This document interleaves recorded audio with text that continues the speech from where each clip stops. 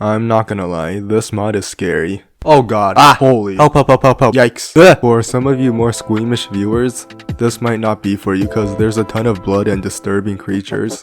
Anyways, for those that aren't familiar with this mod, it's the Escape and Run Parasites mod.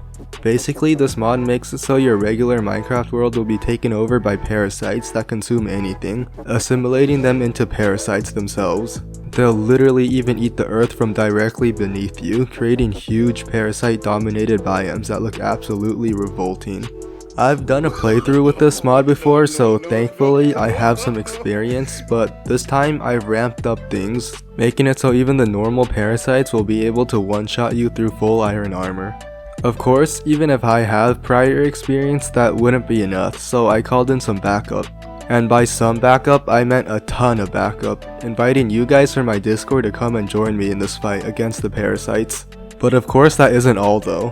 While we wouldn't be playing on hardcore mode, the parasites would start growing stronger and smarter, leading to certain things I like to call permadeath events. During this time, parasites will start attacking in hordes and us players will be forced to defend, and as you can guess, if we die during this time, we die for good, being banned from the server. Otherwise, when there's no event, we're allowed to die as many times as we want.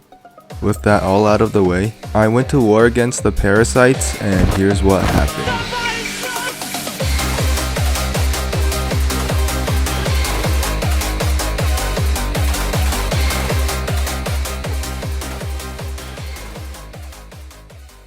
Just one more thing, if you want to make your own SMP like I do, you should check out Pebblehost using my link in the description. Back to the video. Starting off this playthrough, I immediately got some wood, made a pickaxe, and then got stone. From there, I made a stone pickaxe and a stone axe, and then got a ton more wood.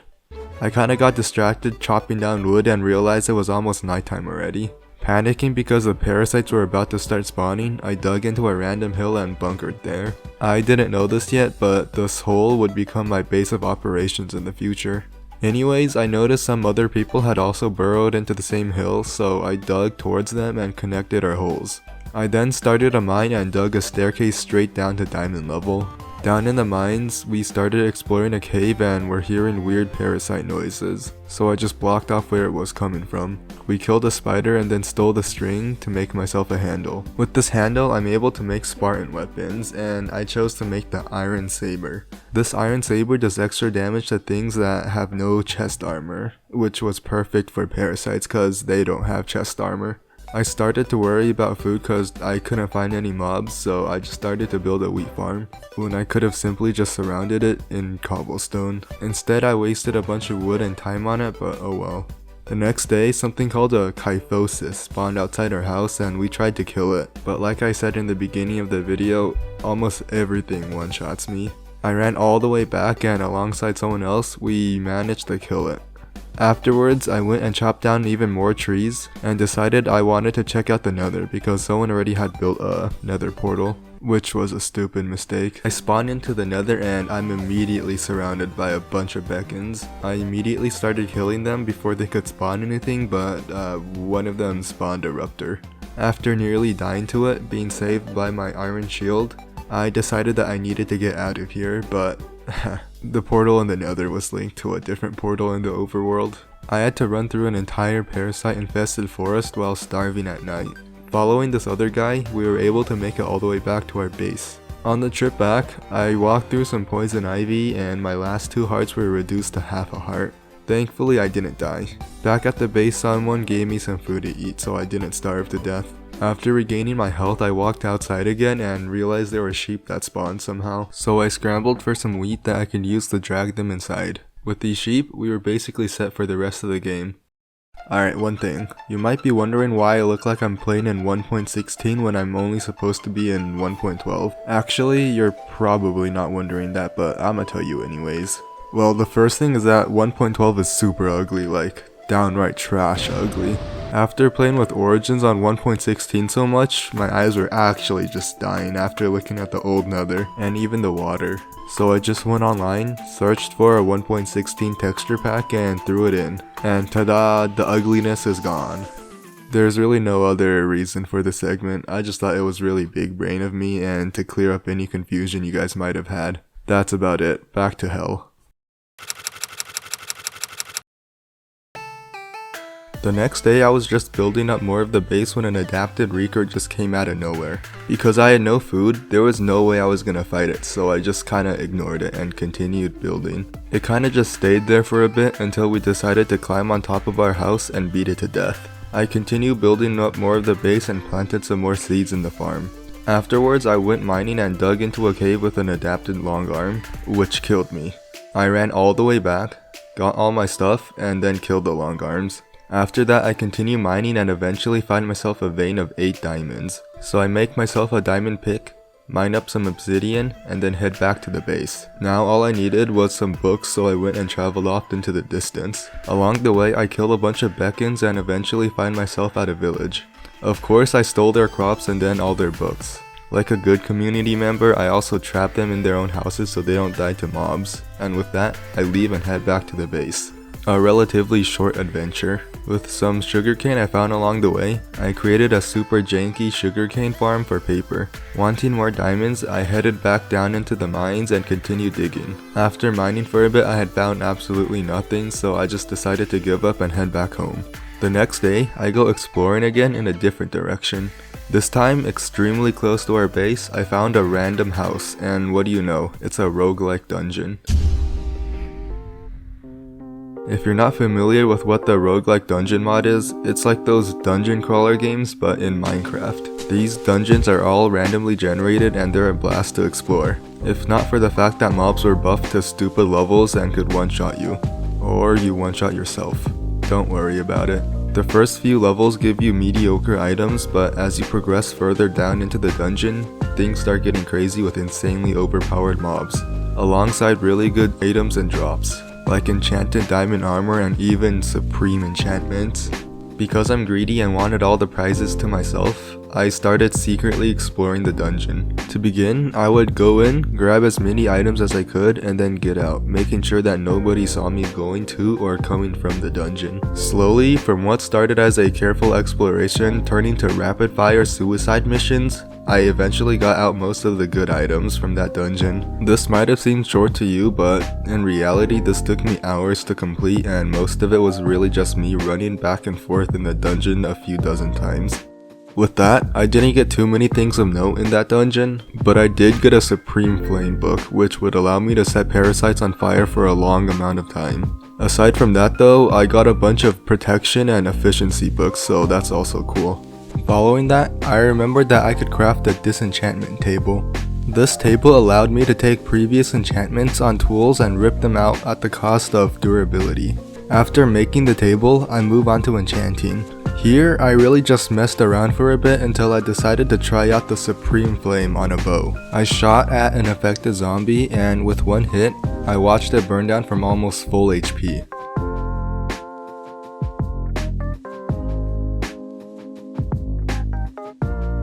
With that, I decided that this bow would be my main weapon until I'm able to get all the enchantments I wanted for a sword.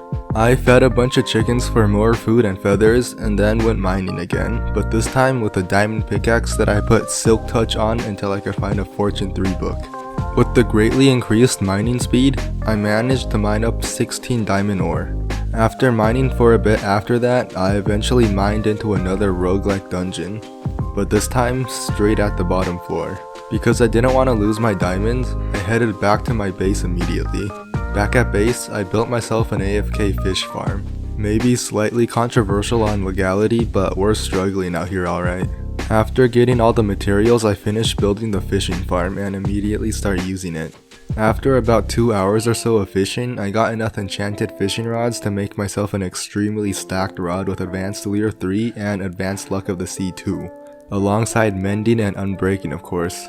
After crafting the God Rod, I continued fishing for a few hours and came back to enchantments galore. I combed through the enchantments and started to pick out all the ones that I wanted to put on my bow. Usually the first thing that I would go for would be Strafe 6, but we decided that it should be limited to 3 because, well, this. We're cheesing the game, huh? You're doing more damage than he's dealing. Okay. Anyways, I got Strafe 3 on my Supreme Flame bow. There were a few other enchantments like split shot, power, and mending, but nothing too uncommon otherwise. While I was AFK, the other players had actually built up walls around the base, so I guess thanks guys.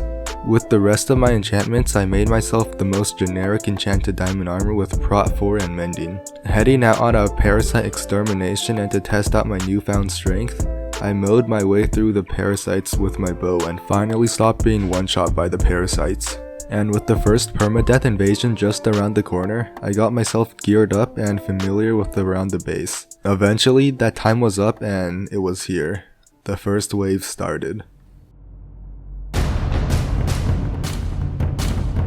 Immediately when it hit nighttime, ancient dreadnoughts started descending down on us. While they were barraging us with exploding pods and projectiles, we started tearing through them with our arrows and crossbow bolts. Just when things started calming down, an ancient overlord was spawned on top of us and instantly killed 2 people.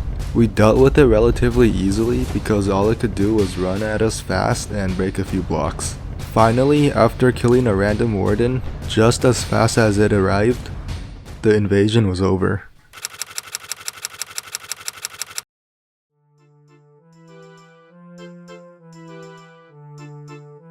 In the aftermath, it was extremely unfortunate that the Overlord just happened to spawn on top of the 2 players, so instead of banning them, we just allowed them a pardon.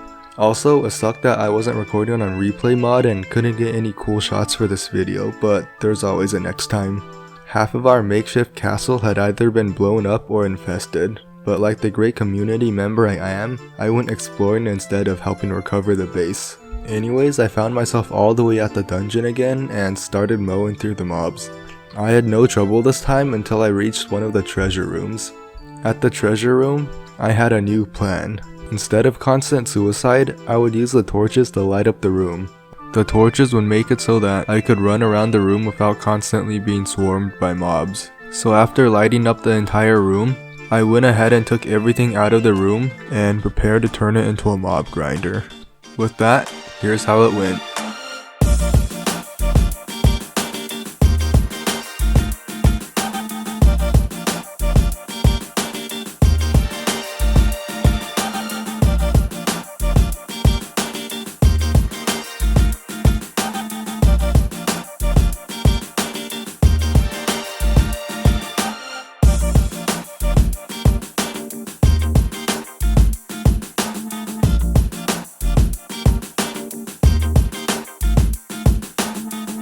Okay, so I just wanted to take some of this time to thank you guys for 40k subscribers.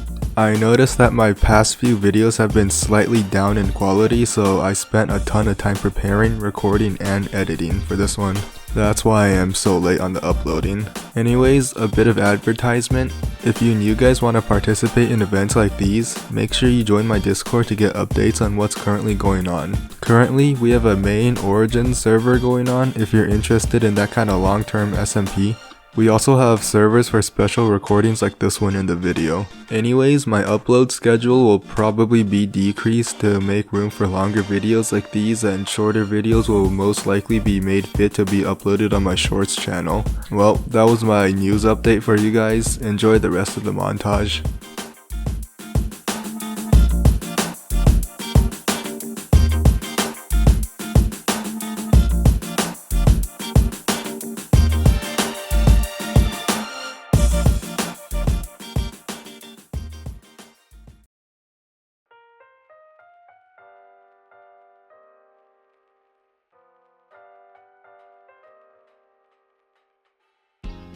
So I didn't completely clear out the chest beforehand, and now I needed to do that. While building this, I really had no plan on what I was doing. I kinda just dug out enough room so the mobs could spawn efficiently. After placing down all the water, I started digging down for the killing chamber, and that's when I realized the problem. I hit bedrock level only after like 5 or 6 blocks down. Looking back, it was obvious what I should have done, which was to make a water elevator that forced the mobs upward, but I didn't think of that at the time. Instead, I just stuck with it and continued digging out the place. After a ton more mishaps, the grinder was just about ready, and I present to you the barely usable will kill you if you're not careful, do not AFK your absolute failure of human engineering mob grinder. With this mob grinder, not only can you barely do any damage to the mobs, the thorns and stray mob hits will 99% kill you if you don't have special gear just to farm it. I've nearly died 3 times trying to farm it, and that was with full diamond protection 4. Eventually, I made a farming sword that would heal me every time it hit an undead mob, and with that, we were finally in business. The difference was actually massive with the sword, and slowly my chest started filling up with the random gear. That isn't even the best part yet though. Remember how there was a disenchantment table mod? Well, with that, even the worst leather gear had its value. I could take any piece of armor or tool and just rip out the enchantments I needed from it. Furthermore, the server had a mod where we could smelt down rotten flesh to make leather, so I was just rolling in books now. Most of the time spent grinding was me again just running back and forth, burning any items that were useless to me and storing the useful ones. After a long while of just farming the grinder, I had finally achieved my first goal of fitting all 4 pieces of armor with Advanced Thorns 4. Previously, I had debated between Burning Thorns and Advanced Thorns, but eventually settled on Advanced. Because if the parasites were already that close to me, they should have been on fire anyways because of my bow, and more fire was just redundant.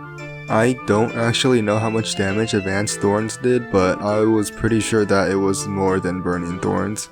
For the same reason, if the parasites were that close to me and still not dead, I wanted to make sure that them hitting me once would be the last thing they would do before the thorns finished them off.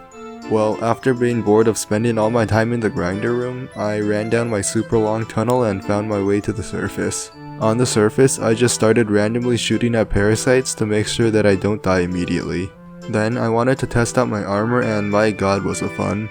The infected cows died within hitting me twice, and I could literally just stomp on the buglins and they would die.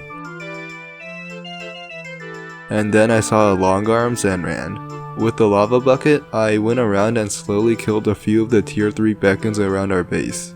After a long day of clearing out beacons and nearly dying once to the armor melting sentry shot, I ran back to base and headed back to my trusty, slightly dangerous grinder. Because my armor was super low due to the sentry, I started grinding to fix my armor, and after that, someone found out about my secret grinder, so I just let him use it. I'm not too sure if he ever managed to use it well because it will literally kill you if you're not careful, but hopefully it turned out well for him. Anyways, for the next real day, I just continued this process of killing, burning, and storing.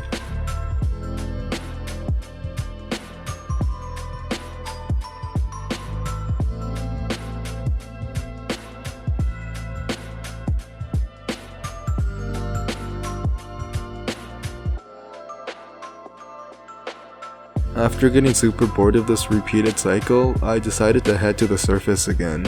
I went ahead and killed a few more parasites, almost dying again, this time to straight up poison. So I ran back to base again and remembered I had extra enchantments in my fishing farm. I went through it and grabbed the things that I wanted and headed back to the grinder yet again. At the grinder, I disenchanted more fishing rods to get mending books. That's how I got all my mending books if I didn't tell you that earlier in the video. Afterwards, I figured that I would just explore the rest of the dungeon to see if there were any really good enchantment books left. As I fought my way through, I really didn't find anything of value except for a smelting enchantment that would allow me to use fortune on iron and gold ore, which was pretty nice. Otherwise, nothing much else of note was found or happened in the dungeon. One thing I would say was that it was really weird exploring the dungeon from the bottom up, and I eventually didn't think the top few floors were worth it, so I just didn't even explore the rest of the dungeon. The next day I decided that the base needed to be cleaned up. It was really badly infested and just wasn't cutting it.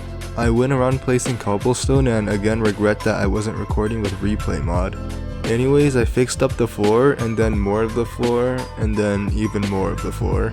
Just don't look beneath the cobblestone. It's fine as long as no one can see it. Next were the walls. Some places were just too cramped, so I just started tearing them down.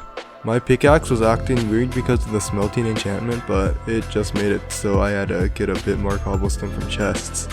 Well, I fixed up the walls and made them much more cleaner, and I know that this isn't the prettiest of builds out there, but cut us some slack. We're literally being attacked by parasites 24/7. On top of the castle, I expanded the bowing platforms and added some more railings.